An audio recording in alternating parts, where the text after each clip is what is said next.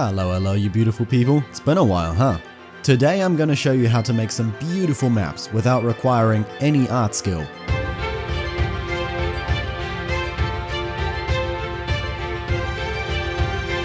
But one more thing before we get started, you'll need to grab a couple things. Of course, you'll need some paper, you'll need some watercolors. I got mine very cheaply, these were $10, you don't have to have anything special. Then you need a brush, you need some water, get yourself some black fine liners of varying sizes, some blue felt tip pens for rivers, and of course, a pencil. Now before we get started with any of the fancy world making, I usually try to write a plan first. You'll have to ask yourself, what do you want from your world? Are there any special landmarks like a volcano or long fjords? Then you have to answer if there's magic in your world. I like to go for the answer of yes, because then I don't have to adhere to the laws of physics. Also included in that question, you can ask yourself if magic shapes the world. Maybe there is one lonely mountain that was created by magic. Without magic, a lonely mountain would be a cardinal sin in the map making realm. Then lastly, I like to ask myself if this map is perfect. Is this the exact version of the world that is in my head? If not, maybe an in-world character made this map, a representation of the view of a world from a kingdom inside. But with those questions out of the way, we can finally start making our map. Now, I want you to get your paper and your pencil first. We can leave the watercolors way to the side, we don't need them yet. Today I'm making a map for an island or continent, but the lessons I teach in this video still apply to landlocked maps. To start, you're literally drawing squiggly lines. These are the borders or coastlines of your map. Now, you want to stick some variety in there. Go and create some gulfs or just little indents into your world, like that and that. Yeah, that's cool. That's the interesting stuff. That's what makes your world special. But, of course, only you know how your world is supposed to look. And once you're done with that, once you're happy with the shape of that, or semi-happy, you can cover all your insecurities with islands. Oh yeah, say it with me. Cover your insecurities with islands. That's how we do it in the mapping community. That's how it works.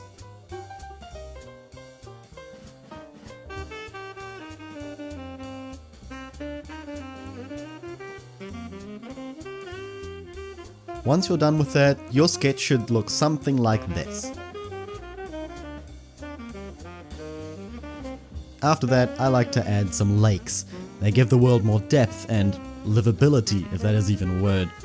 Once you're happy with that, I like to add continent lines. They give me a sense of where my mountains and elevation in the world will be. Don't be fooled here, mountains and elevation do come outside of the direct line where the continent goes together or goes away or scrapes on each other, but I like it as a nice visualizer. Now you want to give your pencil the least amount of pressure you can where you can still see the line. This is because you don't want to have this line in your final map. This is only as a guide. Finally, it is time to make your mountains. How do you make mountains? Quite simple really. Triangles. A bunch and a bunch of triangles. You don't want them too steep, you don't want them too round, just normal kind of triangle shape. Look at this, this is nice. You will make this into a beautiful mountain range. Every now and again you can cover one mountain with another to create the illusion of depth. And here our handy line comes in use. You want to follow it roughly.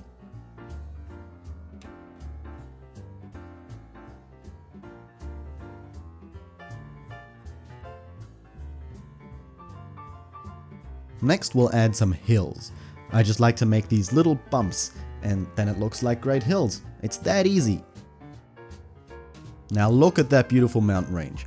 And here's a little sneak peek. This is what it will look like when it's done. Okay, you're on a good track. Now, it is finally time to add some color. I know, it may be daunting. I was scared of color for a long time too, but I'll show you how it works, okay? Wet your brush.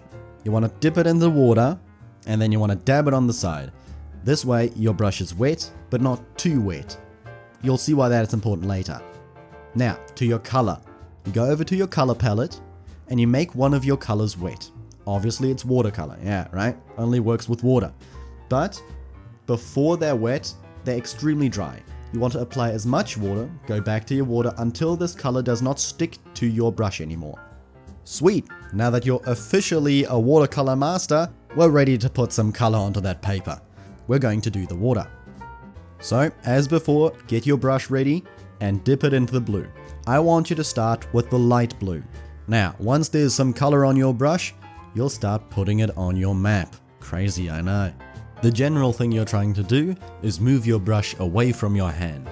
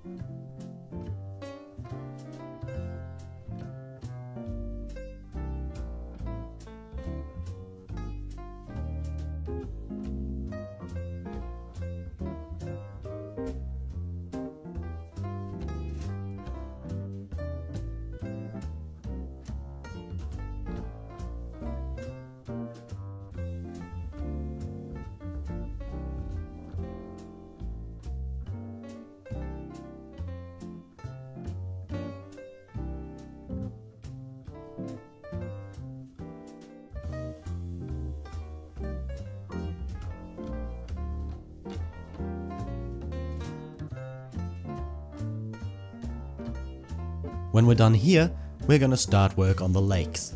They, of course, also have a watery color. Here's actually a pretty good lesson on what you can do when you miss paint. You want to get your brush completely clean, get some water on it, and then go over the area we have mispainted. Now, you're loosening up those colors, and then you can go over it with a paper towel and mostly get that stuff away. Lucky for us, we're still going over that part, so it's not even a big problem.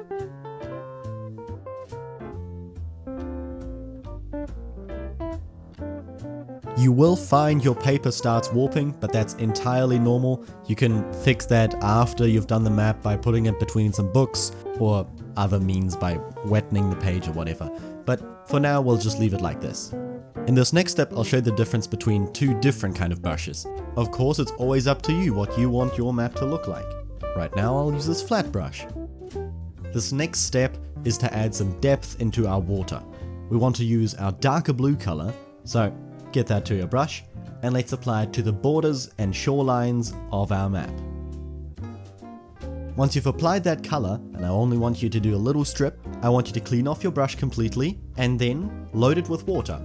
Go along the areas where you have the dark blue color, and transition it with the watered brush. With this flat brush, you get this smoother and lighter contrast. Now I'll show you what I do with the tip brush.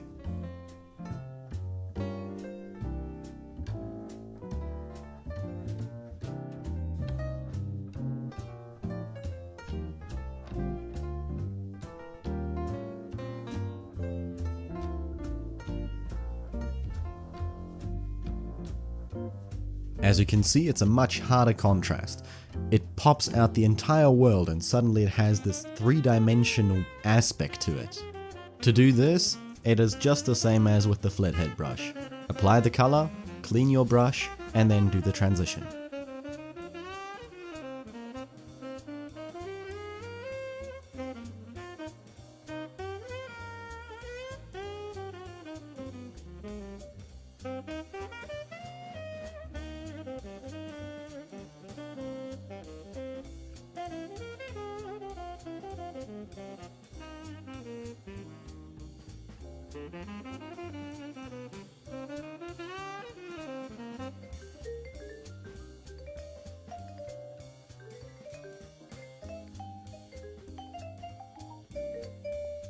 Now back to the lakes, you want to do the same thing.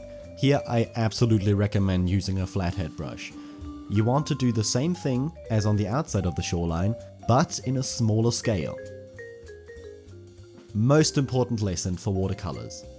You can push the colors around. That will give it the gradient you want it to have. Well, that coupled with some paper.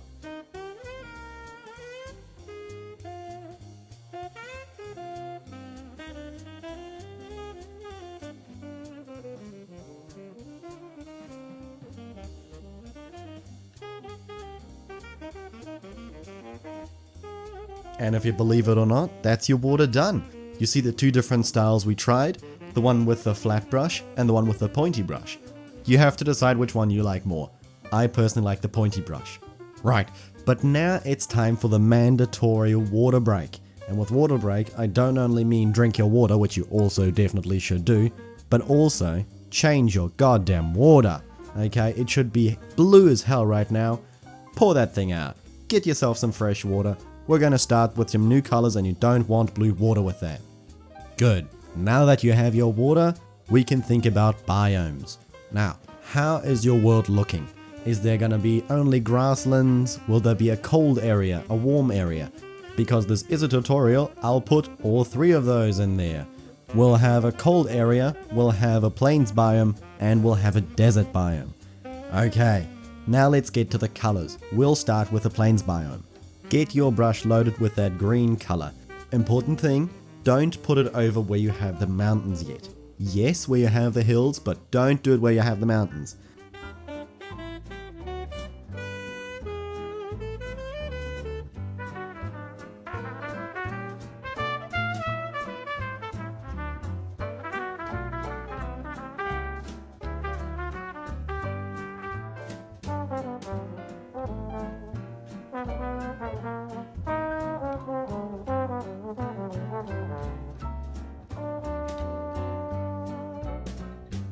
Okay, I'm going to start you with a lesson of transitions.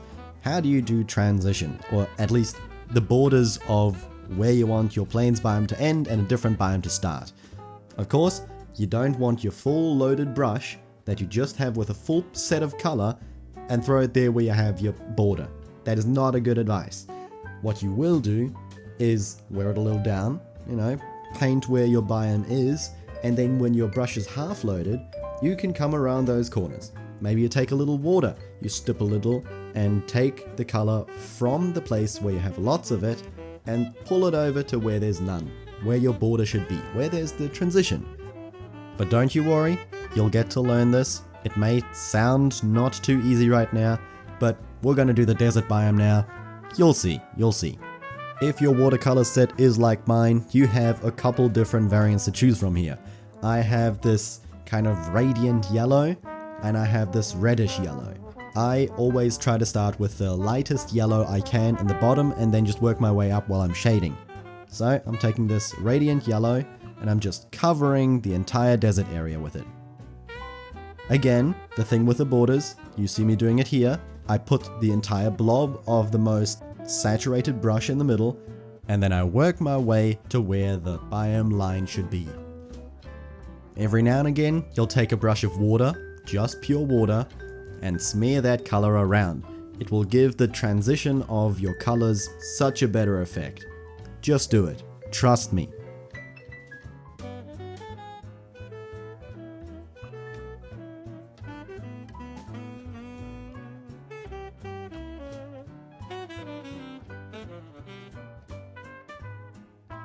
Now, this cold area I have separated by some mountains, so I will have to draw alongside the mountains, and then on that little part over there, I have to do another transition. But first, we're gonna learn something very important. How do we mix colors? Oh yeah, we're getting to the fancy stuff now. The mixing of colors is extremely important for this cold area. You don't want to put your blue, because else it looks like the ocean. You don't want to put plain white, because it doesn't look good. We want to mix the light blue and white color that we have. Now, how do you go about mixing? You take a slob of the color, you put it in your mixing station, and yes, I have a separate one because it's bloody annoying to clean, and then you add your second color. I know, very, very hard. And then you mix them together. For the snow area, I recommend to have much more white than you have the blue, but you can adjust it to your liking. The only thing you do have to worry about is that you make enough of your color. If you don't have enough, you'll have to mix it again. And trust me, you won't get that same color again if you're just a basic peasant in making art like me, okay? You're not gonna do it, just make too much if you have to. Best tip you'll ever get.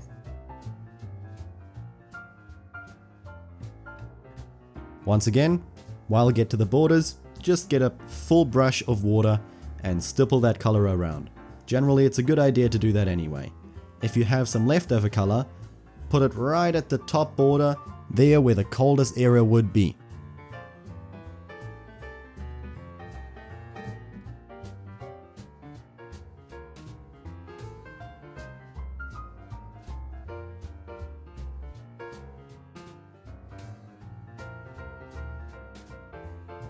Now look at that, you're done with your base colors. Sweet as, looks pretty damn good.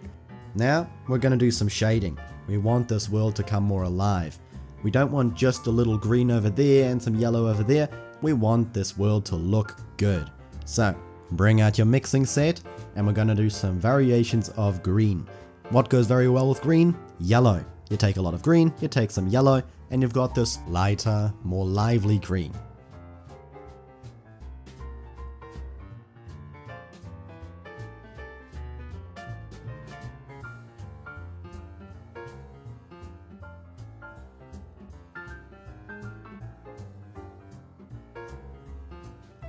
For the winter area, I just like to add a little more blue this time than white, and then I just saturate my parts that would be the coldest.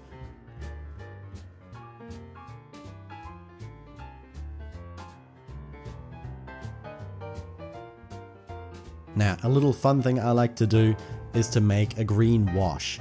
It's literally basically just water. Have like a whole drop on it sit there, put it in your mixing station, and then add a little bit of green, so it's basically green water. What I do is at the coastlines of a desert area, I can make the illusion of a green place, which makes sense, it's at the water after all.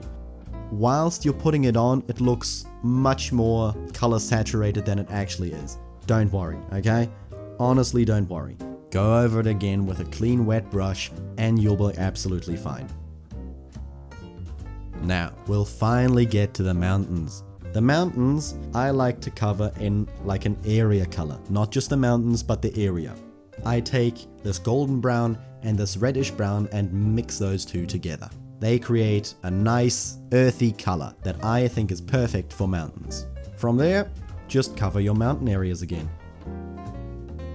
As always, when you're done with it, water brush it down. It just gives it that smoother look and gives it that little surrounding. It's good. Just always do it. It's a good habit.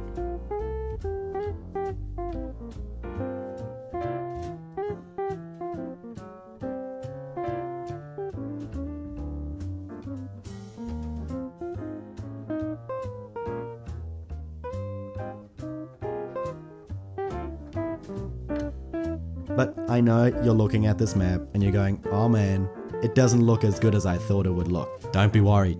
Literally everything gets fixed when you put your felt tip pen to it, when you put your fine liner to it.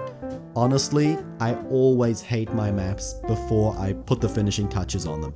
Every single time. Most likely is that you will do this too, okay? It just happens. Look at the finished product. Look at what you have now. It's gonna be there, okay? You got this. I believe in you. You got this. Now we're done with the mountains, and I must confess something.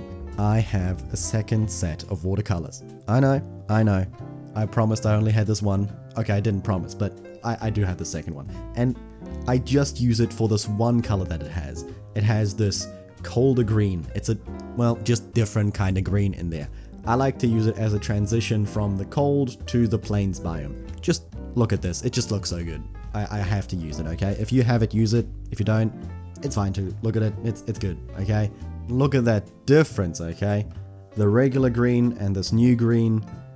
It's just good. It's just good, okay? Okay, I can't complain. It's good. I love it.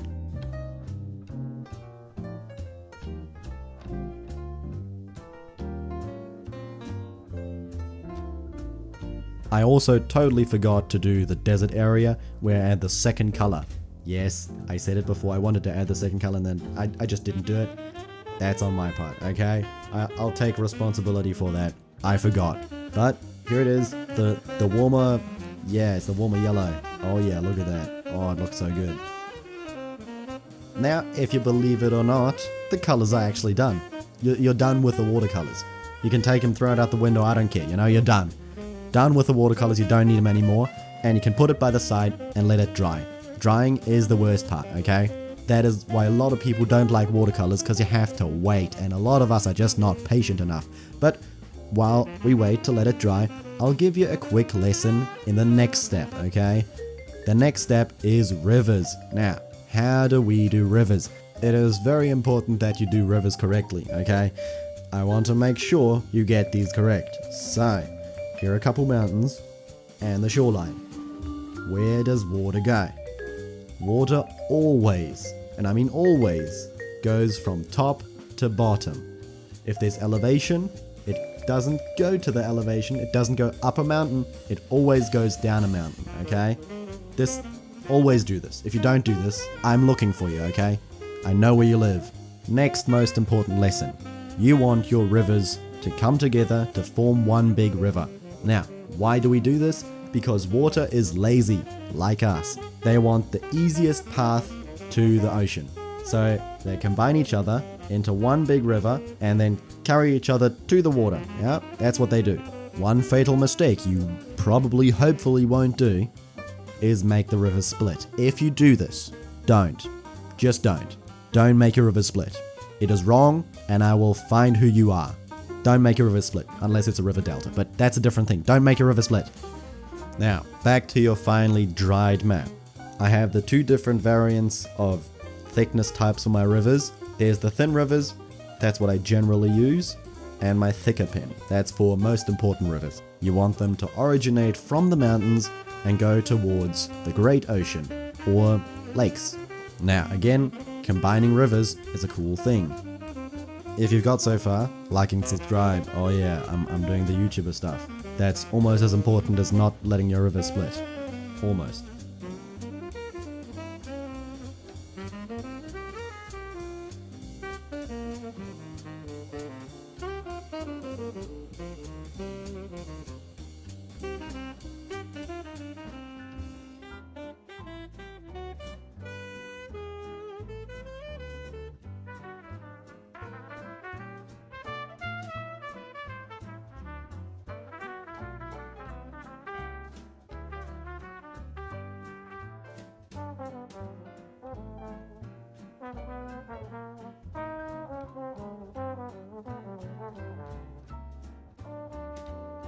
Look at that river landscape. That looks pretty good, okay? It is time to make your map look awesome now. It is the final step, and I'm gonna say it, it's the best step, okay? It shows you how great of a work you've done, and you get to start to appreciate how great you did this. Get out those black felter pens and black fine liners. I have a couple different sizes. I use this big one for the outskirts and the mountains. I use this middle one for things like the ripple effects, but that's basically it. And I use the small one for the shadows on the mountains. Now, this other one is a calligraphy pen I have. It is fancy, you don't really need it, you can do trees like this. With this ripple effect, if you look on Pinterest or whatever, there's a couple variations you can do. I generally stick to two kinds. I have a single ripple, I think this is the most aesthetic, or maximal 2. I wouldn't do the one that is one continuous line. That is just torture. If you want to do that, go ahead, be my guest. I will not do that. I do the single ripple because it's the least amount of work and it still looks amazing.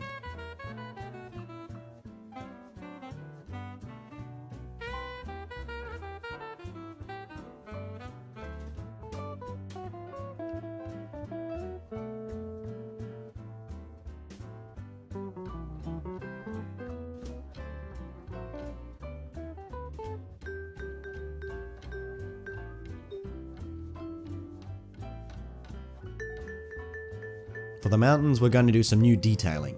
They're going to have a shadow side and a regular side. You'll just make some squiggly lines down them, and if they're connected by any part, you'll put the squiggly line behind the other mountain.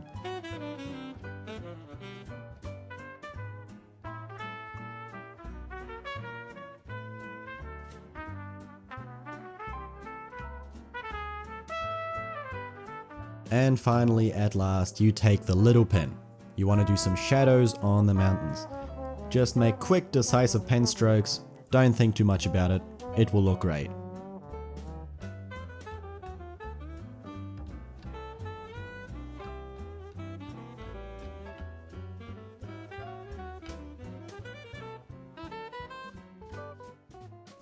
And when you're done with that, there's only one thing left to do. Add your trees. There are so many variants of trees you can do. I like to do this. It's quick, it's easy, and it looks good.